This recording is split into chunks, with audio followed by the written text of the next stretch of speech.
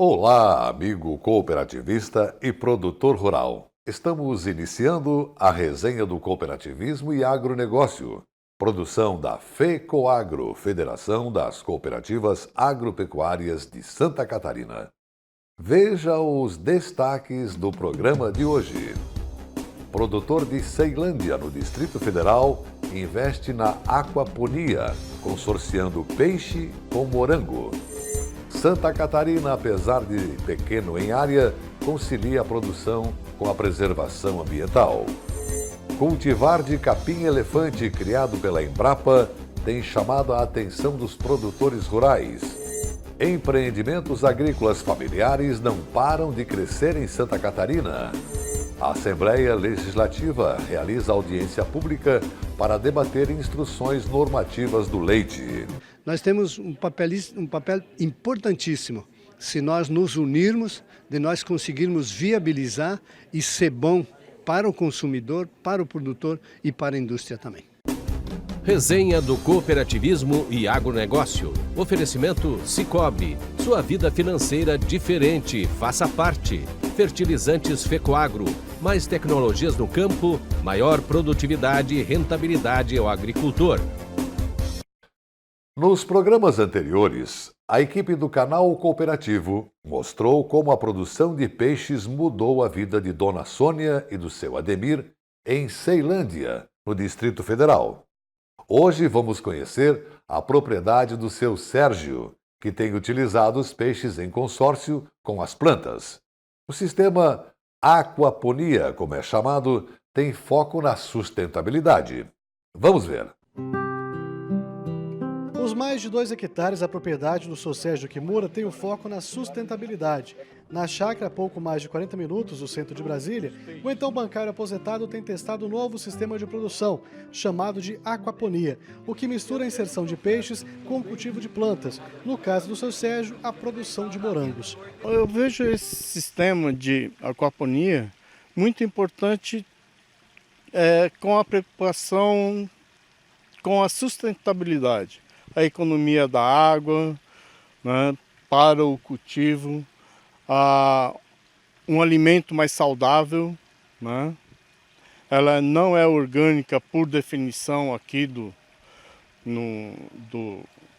órgão certificador, mas ele não utiliza agrotóxicos, né? Então ele é um alimento saudável que a gente pode colher e consumir com tranquilidade. A aquaponia permite produzir alimentos sem o uso de defensivos agrícolas. A água que sai do tanque de peixe passa por 3 níveis de filtragem, onde são retirados os resíduos fisiológicos e reservadas as proteínas que as plantas precisam. Depois disso, a água já tratada é dispensada nos canteiros, que são compostos por pedras de argila ou em tubos de PVC. A mesma água retoma para o tanque de peixes, totalmente tratada e sem desperdício. E esse sistema pode ser utilizado para uma diversidade de alimentos. A aquaponia, é a técnica da gente associar a produção de vegetais com a produção de peixes, no caso aqui a gente tem a questão principalmente do morango, que é a iniciativa aqui nessa propriedade, mas aqui no Distrito Federal a gente tem outras propriedades também trabalhando com tipos de alface, agrião, até beterraba também no sistema de baby leaf, que são folhas mais jovens usadas diretamente na alimentação. Mas o que a gente vê aqui na questão do sistema da aquaponia é que nesse sistema da aquaponia a maior parte do rendimento ela vem dos vegetais. Em torno de 70% vem dos vegetais e em torno de 1/3, 30% é que vem da parte dos peixes. Mas o que é importante nesse sistema é a questão da sustentabilidade, da integração de atividades na propriedade, no uso racional da água, e é o que a gente vem falando para outras tecnologias também de produção de peixe aqui no Distrito Federal. Como produzir mais com menos. A Emater DF está acompanhando de perto os produtores que utilizam sistemas de aquaponia. O intuito é reunir dados para melhorar a produção do Distrito Federal. A questão do estudo da cadeia da aquaponia é mais relacionado com relação à tecnologia de produção. Principalmente quando a gente está trabalhando com vegetais e peixes, é justamente você ter um equilíbrio da quantidade de nutrientes que é produzido pelos peixes e o aproveitamento desses nutrientes pelos vegetais, nas diferentes fases de crescimento. Então, uma folhosa tem um requerimento, né? No caso aqui, uma produção de morango, né? O fruto, né? Tem um outro tipo de requerimento. Então, a ideia é a gente trabalhar com os produtores hoje que estão aqui no Distrito Federal nas diferentes iniciativas, para a gente poder identificar, né, quais são os principais gargalos, a gente ter o apoio da pesquisa também e a gente poder aplicar esse conhecimento diretamente no campo junto a esses produtores. Em uma série de reportagens analíticas produzidas pelo programa Estado de Excelência, coordenado por Raimundo Martins, uma delas garante que Santa Catarina concilia a produção agrícola e a preservação ambiental. Vamos acompanhar os dados e saber as razões desta conclusão. Santa Catarina conseguiu se tornar um gigante do agronegócio brasileiro, aumentando a produtividade, reduzindo a área de lavouras e cuidando das florestas nativas. Hoje, a mata nativa ocupa mais de 26% da área das propriedades rurais catarinenses, o maior índice desde 1970. Isso é um grande número, né? E na série histórica, desde 1970, chegamos agora a um patamar que é recorde. Então, isso mostra um trabalho de muito consciente, muito voltado para a sustentabilidade da produção, né? E isso traz a Santa Catarina um motivo de orgulho, né? Porque podemos trabalhar assim, podemos desenvolver, termos um bom produto, uma boa produtividade, mas preservando o meio ambiente. Uma nova cultivar de capim-elefante está no mercado. Ela foi lançada recentemente pelo Programa de Melhoramento de Capim-Elefante da Embrapa e tem chamado a atenção de produtores e técnicos pelo seu valor nutritivo e ótima relação custo-benefício. Estamos falando da BRS Capiaçu, que você vai conhecer agora na primeira reportagem do programa Dia de Campo na TV. Capiaçu, em Tupi-Guarani, significa capim grande. Esse também é o nome da nova cultivar de capim-elefante lançada recentemente pela Embrapa. BRS Capiaçu, um capim de alta produção que se adapta bem em todas as regiões do país. Para que o capim crescesse nesses campos, foram necessários 15 anos de pesquisas. Mas o trabalho foi recompensado. A cultivar de capim-elefante BRS Capiaçu foi desenvolvida pela Embrapa Gado de Leite, visando solucionar um problema que seria o custo de produção de volumoso conservado para fornecimento aos animais, principalmente no período da seca. Então essa é uma cultivar que apresenta como principais características, a mais importante talvez, o potencial de produção. Esse material é capaz de produzir 300 toneladas de matéria verde durante o ano, ou seja, 50 toneladas de matéria seca, isso em média. Ela apresenta outras características importantes do ponto de vista da utilização dele para a produção de silagem. As plantas são eretas, com colmos densos, né? Ela conserva um perfil de planta verde desde a base até o topo. Esse material também apresenta boa resistência ao tombamento e, por ser os colmos eretos, facilita bastante o processo de colheita mecânica. Essas são algumas das vantagens desse material. E esse material é capaz de produzir silagem a um custo significativamente inferior ao das silagens tradicionais. O diferencial, então, da BRS Capiaçu, alta produção para a produção de silagem de baixo custo. A cultivar BRS Capiaçu é indicada para cultivo de capineiras. Ela pode ser fornecida para os animais na forma de picado verde no coxo ou como silagem. A recomendação de uso na alimentação animal, ela ocorre tanto na forma picada verde no coxo, quanto na forma de silagem, né? Quando a gente trabalha com esse material picado verde no coxo, a gente recomenda o corte de aproximadamente 60 dias, quando esse material vai estar entre 9% e 10% de proteína bruta. Quando eu vou trabalhar com esse material para a produção de silagem, é necessário que ela atinja um estágio de maturação mais elevado, com o objetivo de aumentar o teor de matéria seca desse material e permitir a obtenção de silagem de boa qualidade. Nessa fase, há uma redução nos teores de proteína bruta, onde esse material será ensilado com aproximadamente 6% de proteína bruta, o que vai me dar uma silagem, né, de aproximadamente 5,5% de proteína bruta. A silagem BRS Capiaçu é indicada para vacas secas e animais jovens. Resenha do Cooperativismo e Agronegócio. Oferecimento Sicoob e Fertilizantes Fecoagro. Gente comprometida, entusiasmada, gente que pensa, executa projetos, gente que carrega o peso de muitas responsabilidades. Está aí o DNA da Fecoagro. Somos gestão, produção e comercialização. Temos uma administração sólida, uma indústria profissional e uma central de compras integrada. Carregamos motivação. Formada por pessoas, a Fecoagro é a marca da integração e da intercooperação em Santa Catarina. A vida no campo não é como a vida na cidade. O barulho do despertador é diferente, o cheiro do café, a música. A gente gosta de fazer as coisas de outro jeito, do nosso jeito. Quando precisamos de algo, basta procurar os amigos do Sicoob, que sempre nos deram todo o apoio. Sicoob, o parceiro do produtor rural catarinense. Muito antes do agronegócio ter esse nome bonito. O seu gado merece um alimento de qualidade. Por isso a Fecoagro tem o Cooper Pasto, um fertilizante exclusivo que melhora o rendimento da pastagem. São 2 fórmulas produzidas com as melhores matérias-primas. Cooper Pasto Plantio fornece os nutrientes para o desenvolvimento da pastagem. E Cooper Pasto Nitrogenado garante a manutenção e o teor da proteína do pasto. Cooper Pasto é a energia que a sua lavoura merece. Cooper Pasto está à venda nas cooperativas da Fecoagro.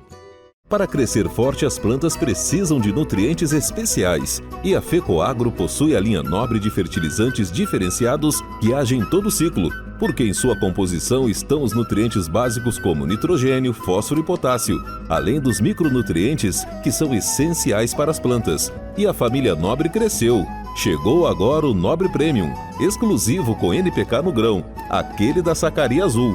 Nobre é um produto com a marca Fecoagro.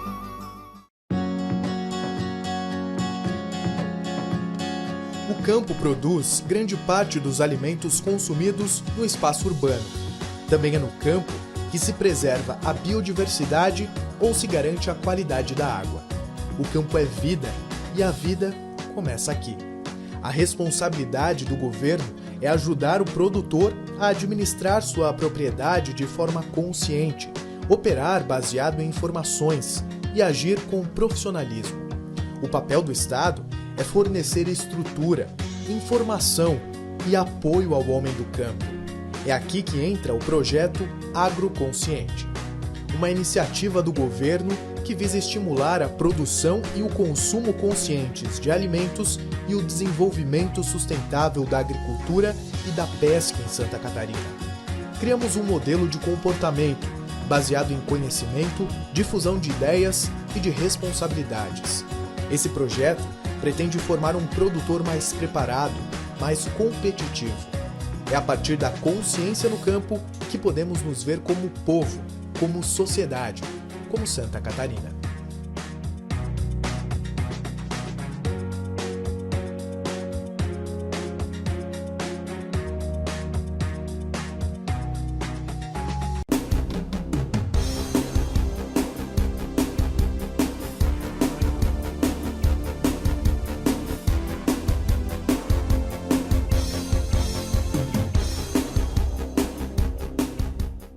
Muitos empreendimentos agrícolas não param de crescer em Santa Catarina.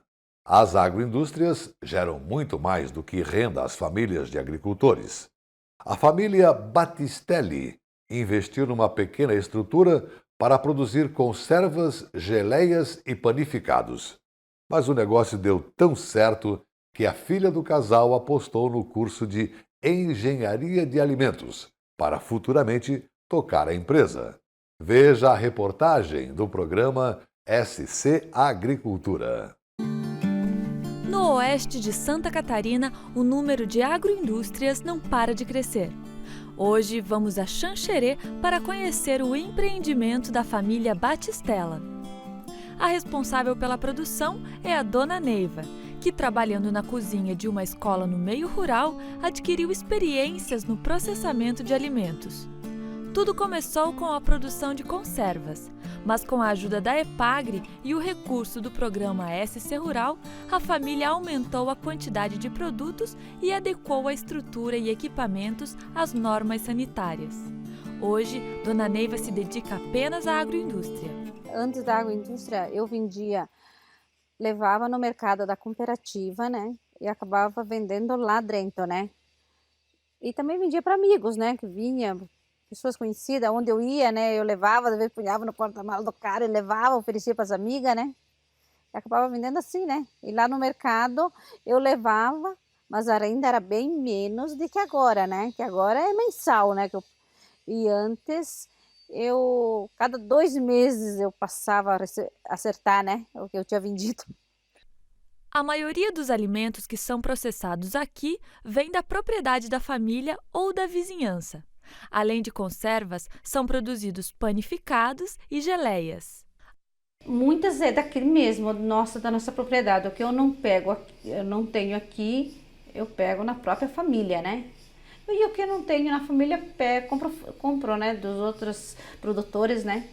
Figo com nozes, tenho figo tradicional, tenho doce de uva, tem pêssego, tem pera, e tenho maçã com goiaba, só a goiaba, tem a pimenta com abacaxi com maçã, e fora as outras que eu vou fazendo, ó, que nem abóbora com coco, abóbora só ela natural e abóbora com laranja. A EPAGRE participa de todas as etapas, desde a orientação na produção dos alimentos a campo, passando pela viabilização do projeto da estrutura física, até a comercialização dos produtos. A família Batistella é uma família que a gente já atende há um certo tempo, que já tem uma vocação para processar alimentos e, através do programa SC Rural, que foi um grande impulsionador, se trabalhou então a estruturação da unidade para que eles pudessem então viabilizar os seus produtos de uma maneira que atenda aos padrões sanitários exigidos hoje pela vigilância sanitária. A agroindústria Batistella apresenta uma inovação na sua estrutura. As paredes são feitas de isopainel, material que permite rápida instalação e limpeza facilitada. Essa agroindústria, nós temos essa e mais uma outra de embutidos e defumados, então são estruturas que nós conhecemos como isopainel. São materiais que são aluzinco forados com isopor. Então as paredes são laváveis, ela já vem com um padrão dentro das exigências tanto da vigilância sanitária quanto dos sistemas de inspeção. E além dela ter toda essa característica sanitária, ela possibilita com que a gente possa ter uma facilidade de mobilização. Se precisarmos desmontar uma parede, ela é praticamente um quebra-cabeças. Tira os rebites, desmonta a parede, muda a sala de local, remonta novamente, sem quebrar a parede, sem fazer poeira. Ela é bem bacana a estrutura. Além de ser mais econômica do que o próprio concreto. O custo dela é em torno de 15% a 20% menor do que a produção em alvenaria. Além de comercializar seus produtos nas feiras da cidade, a família participa do Programa Nacional de Alimentação Escolar, o PNAE, que estimula a inserção de produtos da agricultura familiar na merenda dos estudantes. A gente vende para a merenda escolar, né? Toda semana eu faço o produto e é levado, né? No caso, até hoje foi levado, né? E é uma renda mensal, né? Porque todos os meses, né? A gente tem é uma renda garantida, falar a verdade, né? Outro motivo de alegria para a família é que uma das filhas do casal está cursando engenharia de alimentos e tem planos de futuramente tocar a empresa. Minha filha escolheu engenharia de alimentos já pensando, né, futuramente, né? Porque nós aqui, na verdade, precisa, né? E ela já como está no já temos dentro do ramo que mais tarde que vai tocar vai ser eles, né?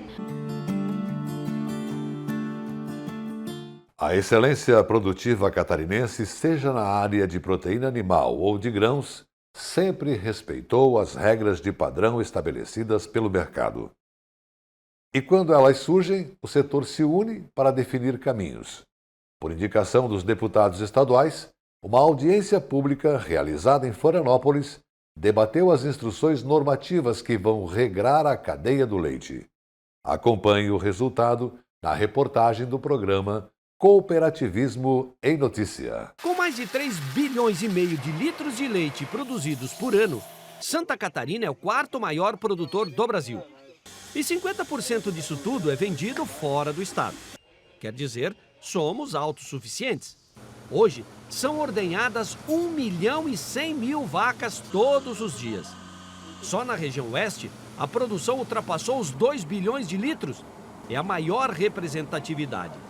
Individualmente, os municípios de Concórdia, Palmitos e São Lourenço do Oeste são os líderes do ranking estadual. A cadeia é forte, saudável, ambientalmente responsável, mas ainda esbarra em alguns obstáculos, especialmente no que se refere à qualidade do leite. Por isso, o Ministério da Agricultura lançou 2 instruções normativas para adequar a cadeia brasileira. A 76 foca mais na contagem bacteriana do leite cru refrigerado na propriedade. E a 77 cria normas para o padrão do leite nas indústrias. Mas o que isso significa na prática? Seguramente é uma sequência daquilo que já foi iniciado lá em 2002 com a IN 51. Obviamente, toda a evolução de processo vai trazer uma demanda de esforços das diferentes partes do setor. O produtor vai ter que fazer alguma coisa a mais, a indústria vai ter que estar adequada e o governo também vai ter que dar a sua parcela de contribuição. Mas é uma somatória, não está se criando nada de novo, é isso que a gente tem sempre que ressaltar. Essas instruções vêm a reforçar aquilo que já se iniciou há 17 anos atrás. E o grande beneficiário disso é o produtor, a indústria, mas o consumidor. E nós não podemos esquecer, tudo aquilo que nós fazemos na área da produção, isso tem que estar de acordo com aquilo que o nosso consumidor quer. Preocupados com as adequações, os deputados da Comissão da Agricultura e da Frente Parlamentar do Cooperativismo propuseram uma audiência pública. Eles queriam entender o impacto das medidas e quais as iniciativas precisavam ser estabelecidas para proteger a cadeia. O que nós podemos contribuir? O que o setor todo junto pode contribuir? Então, tem que olhar esse lado também. O que nós não podemos fazer é achar que não precisa ser feito. E dizer o seguinte, bom, isso aqui pode ser prorrogado, vai haver interesse de que isso não seja feito, não seja cumprido. E isso, Santa Catarina vai pagar muito por isso. Vai pagar muito. Nós somos um estado diferente, nós podemos ser diferentes. Se os outros estados não cumprirem ou não fizerem, nós vamos ganhar na agregação de valor do nosso produto. Então eu acho que, olha, essa parceria entre cooperativas, entre o poder público, no caso a Secretaria da Agricultura, o governo do estado, o Ministério da Agricultura, as instituições, a FAESC, a FETAESC, as empresas, a IPAGRE, a SIDASC, eu acho que a Assembleia Legislativa, nós temos um papel importantíssimo. Se nós nos unirmos, de nós conseguirmos viabilizar e ser bom para o consumidor, para o produtor e para a indústria também. Praticamente todos concordam que a normativa é importante, vai melhorar a qualidade do nosso leite aqui de Santa Catarina, vai nos tornar mais competitivo, vai favorecer a exportação, já que nós produzimos mais do que consumimos, mas por outro lado há o questionamento também de alguns itens dessa normativa que precisam ser rediscutidos e aqui um grupo de trabalho vai fazer isso. Ficou claro aqui que nós precisamos dialogar com o governo do estado para que ele possa dar uma atenção, porque 20% dos produtores sairão do mercado por não se adequar a essas normas. Então, se houver uma forma de o governo subsidiar, ajudar, um juro zero, algum programa que facilite a compra dos equipamentos por parte desses produtores, ou seja, tem caminhos, né, de a gente resolver a situação, de a gente amenizar o impacto da normativa e principalmente de gerar uma grande oportunidade para Santa Catarina nesse cenário. Então, o cuidado que se percebeu aqui é justamente isso, é entender que a normativa ela é importante, ela melhora, ela qualifica, mas nós precisamos de outros elementos para ajudar a fazer com que não se percam produtores de leite de Santa Catarina. Um detalhe chamou a atenção nessa audiência pública. Todos, indistintamente, foram favoráveis à aplicação das medidas, mas com ajustes que permitam as adequações. Desde o início, quando se for para consulta pública, a instituição normativa, porque ela foi para consulta pública e discutida com o governo, dessa vez foi discutida amplamente com o governo, a posição do Sindileite é de apoio à instituição normativa. Tem alguns pontos, sim, que precisam ser negociados, poucos pontos, mas eu acho que ela vem para o bem e para a melhoria da qualidade do leite, vai dar um up na qualidade, sim. Mas você percebeu aqui que a cadeia tem alguns gargalos, que já estão dentro das normativas, outros fora. Por isso que esse grupo pretende discutir mais detalhadamente. Esses gargalos, eles estão relacionados muito à CPP. E a CPP é higiene e frio. Eu diria assim, nós temos uma facilidade grande e um caminho bem interessante para se percorrer. Claro que tem alguns produtores ainda que vão sofrer, mas não é nada assim de tão assustador que ninguém vai poder cumprir. Eu acho que o Brasil chegou num ponto que a qualidade do leite tem que imperar. Tem muito produtor que já conseguiu se enquadrar. Se um conseguiu se enquadrar, por que os outros não podem se enquadrar também? O mercado interno nosso não absorve mais a nossa produção e para podermos exportar nós temos que seguir algumas regras e algumas normas que precisam ser implantadas na qualidade do leite.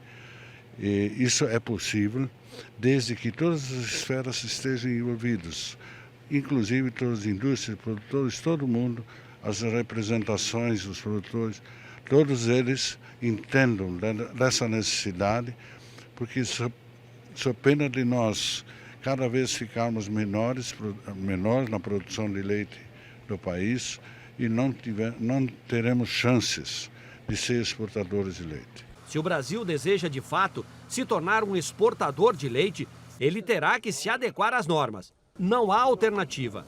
A cadeia de proteína animal passou por isso há alguns anos, todos lembram. E também bateu o pé lá atrás. Mas hoje, pergunte se alguém gostaria de voltar no tempo.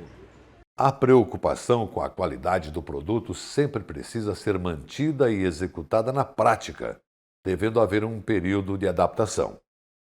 Por hoje, obrigado pela sua audiência. Continue com a gente, porque juntos somos mais fortes. Até amanhã.